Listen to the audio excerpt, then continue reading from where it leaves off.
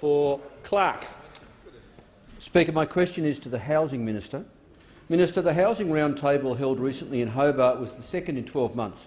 There was lots of talk, but too little achieved, especially to provide crisis accommodation for hundreds of Tasmanians sleeping rough. Now, while this matter is mainly a state responsibility, there are obvious opportunities for federal assistance, so I ask you three questions.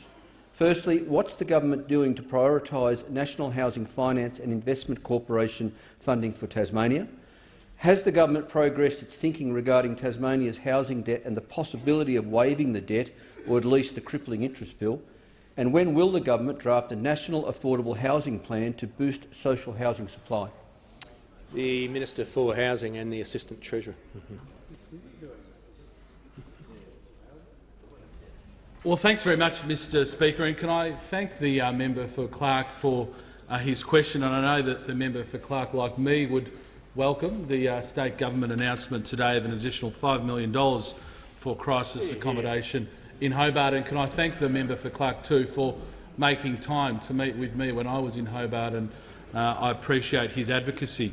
One of the first things I did as Minister for Housing was attend the Hobart Homelessness Forum back in June, and it's clear that in Hobart there's a significant gap between the approval of new dwellings and the increase in population, which is putting pressure certainly across the housing spectrum. Following the forum, as I said publicly, I immediately asked the CEO of the National Housing Finance Investment Corporation to meet with State Minister for Housing Jensch in order to make sure that Tasmania was prioritised in the work of the National Housing Finance Investment Corporation, which essentially is a body set up by this government to drive additional social and affordable housing. And I'm told that that meeting went very well and that NIFIC is working with the state government on a range of projects in and around Hobart, but Tasmania more broadly. And I want to also thank the members for Braddon and Bass, who, similar to the member for Clark, are very strong advocates for Tasmania.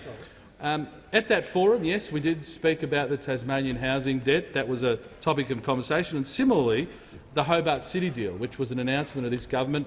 And again, I'd thank the member for Clark for his advocacy here, which is a $30 million boost to social and affordable housing in and around Tasmania. I was very pleased on that visit to also visit Catholic Care, who's receiving $8 million under the Hobart City deal, and they're constructing 55 affordable units, in addition to $8 million to Community Housing Limited, $8 million to Housing Choices Limited, and $6 million to the Supported Affordable Accommodation Trust.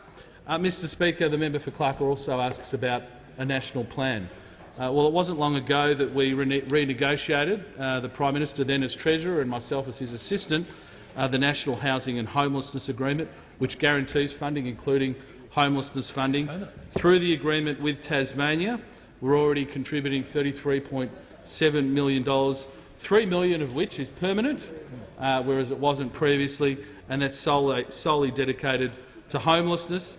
In addition, across the country, the Coalition has announced a $78 million commitment to support women and children escaping domestic violence, of which I know there are projects underway in Tasmania already, and this includes $60 million to build emergency accommodation. So a range of measures to the member for Clark, and I thank him for his work in this area.